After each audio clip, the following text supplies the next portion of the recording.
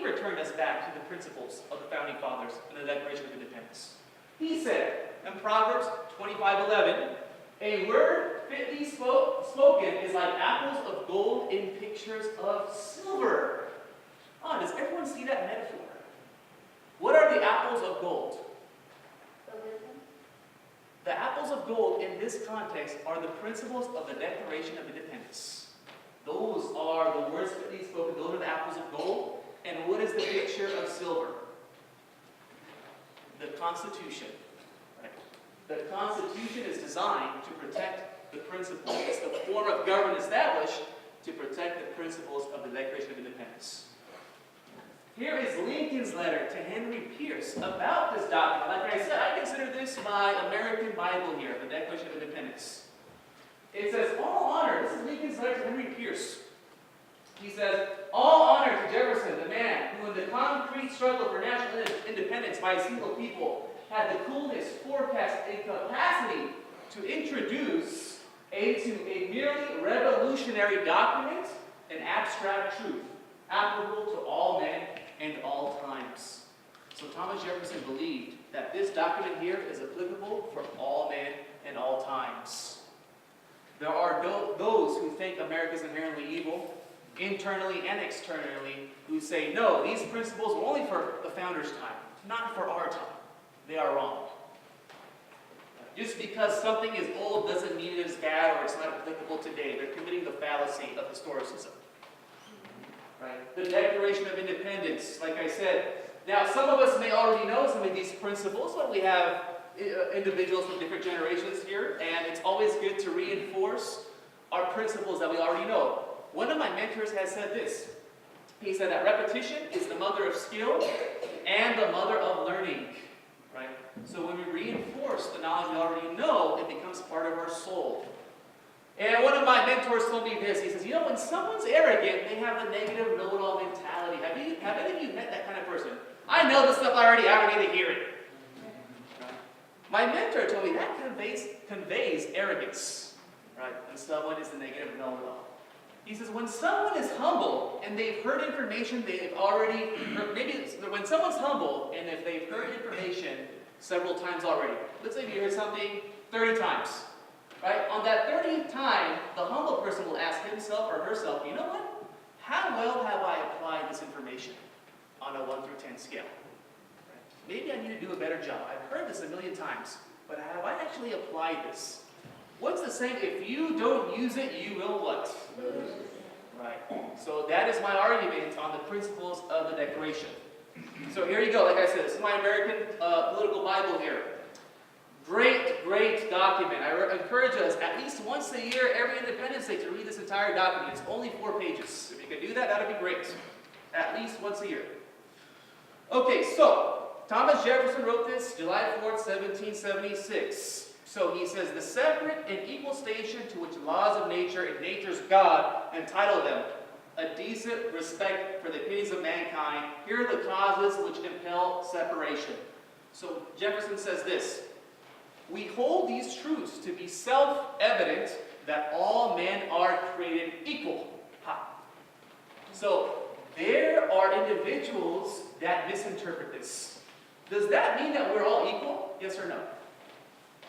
It doesn't mean we're all the same. Some people get this part confused, right? There are some people taller, shorter, some people more ambitious, more athletic, less athletic. So we're not equal. It just means that from a political standpoint, we're equal. If you read George Mason's Virginia Declaration of Rights, he says that this part means that we are equally free and equally independent. That is what all men created equal means. We are equally free and equally independent. I don't have the right to rule over you. You don't have the right to rule over me. That's what it means. We are all self-governing human beings. So that is that clause there. That they are endowed by their Creator with certain unalienable rights. Right? Unalienable. They cannot be infringed on. That is given by nature, by God. Right? Self-evident truths means that our reason, we have the rational ability to understand these common sense truths, these objective truths that all men are created equal. They're endowed by the Creator with unalienable rights. And among the rights, we have a lot of rights. But the Declaration just says lists our most important rights. Among these are the right to life, liberty, and pursuit of happiness. Pursuit of happiness. Do we have a right to happiness? There you go. Exactly, right? If we have a right to something, see, when we start understanding the principles, we start seeing how society works. When we have a right to something, that means there's a duty for that to be provided to you. Right? So, when the founding fathers talk about rights, it's more about negative rights, not positive rights. Right? If beachfront property, owning beachfront property would make you really happy. So if I say I have a right to beachfront property, that means the government has to provide that to me. So they have to steal from others to provide that to me. So we don't have the right to happiness. We have the right, as you said, to pursue happiness. I have the right to acquire and save my money to hopefully someday acquire that property, but I don't have the right to it. So that is a key distinction that we have to make. If you hear some of our politicians, some policy legislation, they don't understand this. Right? So that is something we have to be aware of. So we have the right to acquire and pursue and be left alone. Right? We're all created equal, and to pursue our happiness, that means the laws of non-interference. Don't interfere with me. I don't want any other person to interfere with my happiness. I don't want the government to interfere with my happiness. Right? I want to be left alone to pursue my happiness. That's what that means there. Beautiful quote right there. That to secure these rights, right? In order to secure these rights, if we didn't have any government, these rights would not be secure. Because what if someone violates my rights? Let's say we were all on a deserted island somewhere. Right? There's no government. We would be our own government, right? And in that society, we would be the judge, jury, and executioner. Right? So if someone stole my property, then I would have to inflict a punishment. But here's the problem with that society. We will act irrationally.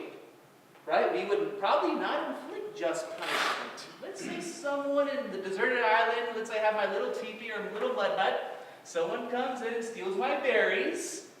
I don't know if the just punishment for him is for me to kill him. But I get so mad, I may kill him, and I may go too far the other direction. So that is why it's necessary, right, to institute a government to protect our rights and liberties and to be as impartial as possible. Right? So that's what Thomas Jefferson says, that to secure these rights, governments are instituted among men, deriving their just powers from the consent of their governed. We don't have a natural ruler, right? I don't have the right to rule over you. You don't have the right to rule over me. The just powers of government are through consent. So we all band together in that little island, and we say, okay, we will elect so-and-so to be our leader. And in return, it's called a social what? Contract. We contract with the government. That we give up some of our powers, we give to the government, and in return, the only duty of government is to what? Protect our rights and liberties. Protect our rights and liberties. Not to tell us what to do, how to act, how to behave. That's left up to us. They just need to make sure nobody else harms my property rights. That is the key there. And then notice it says the just powers of government. The just. If the government acts unjustly, meaning violates your property, have you consented to that? Yes or no? No, you have not consented to that. The people have not consented to that because the government is acting unjustly. So only the just powers of government is what the people consent to. So that is why it is up to us, if we see the government acting unjustly, to stand up, right? To exercise our rights and our freedoms.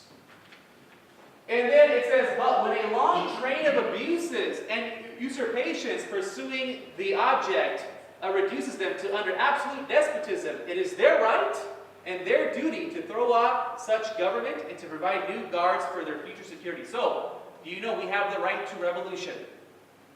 We have. When the government gets too tyrannical, it violates our property rights. It becomes like Russia, how it was in Afghanistan for my father. When the government gets to that point, it is our duty to throw off such government. So we have the right to revolution. And so, as we see here, all men are created equal, That men, if you look at the Webster's dictionary during the time of the founding, men refers to a generic masculine pronoun that refers to human being. Those individuals that attack American principles, they'll say, oh, only refer to white men. That is not true. Men refer to human being. Oh, it doesn't include women. Well, you have to look at the context of the time, right? Men refers to human being, all human beings. Inalienable rights, we talked about that, right? These are God-given rights that you are born with. And once they are infringed upon, you have to challenge that. That is the key.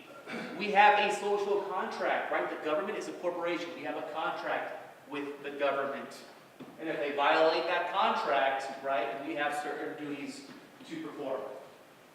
Duty of government, as I said, the main and only duty of government is to what? Protect our what? Rights and liberty. Is the job of the government to give you food? Yes or no? Right? Is the job of the government to give you clothes? Yes or no? It's to only protect your rights and liberties. Negative and positive rights. That is the founding fathers' conception of rights. We have negative rights, meaning that I have the right not to be harmed. We have a duty not to harm each other and leave everyone alone. Right? Positive rights are what those individuals and politicians are talking about when they're saying you have a right to goods. You have a right to this. I have the right to take from other Americans to give to you. Right? Those are positive rights. That is not the founding fathers' idea of rights. So there has been an attack on the founding fathers' idea of what true rights are. Goods versus rights. See, this is why it's essential, especially for the younger generation, to understand this.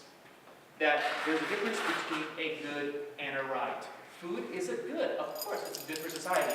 We need adequate food. Education is a good for society. Of course. Clothing is a good for society. Those are goods, but they are not rights. See, I have the right to free speech, so you have the duty to respect my speech even if you don't agree with it. I have the right to my own conscience to worship God the way I feel works best for me, and make sure that right is not infringed upon. See, those are negative rights, the rights of non-interference. Pursuit of happiness, we talked about that, right? We have the right to acquire and pursue our happiness. So, our founding fathers said that happiness and freedom is tied to responsibility. They didn't think that we are free to do whatever we want. There is a new conception of freedom going around. Well, freedom, liberty means doing whatever you want. They said, no. Freedom is tied to personal responsibility. So I am responsible for paying my bills. That is up to me. My freedom is tied to my virtue. Right? I am responsible for feeding myself. I believe in radical individual responsibility, where I'm responsible for my retirement in old age. I am responsible for the food that I put in my mouth. I am responsible for paying my bills. So all of these activities are the purview of my responsibility, not anyone else's. Right? And so we need to instill this, especially in the younger generations, yet the millennials and centennials. We need to infuse this ideology to them and teach this ideology to them as well, younger generations. No natural ruler. Like I said, human beings, we don't have a natural ruler. We're not like the bees, right? Bees have who? Queen bee. The queen bee. Yeah, they have a natural ruler, but not us. Right? Human beings don't. We elect our rulers. That is the just form of rule. Back 500 years ago, you had this notion called the divine right of kings. Right? What was the divine right of kings about? God has ordained me to be king and be your ruler.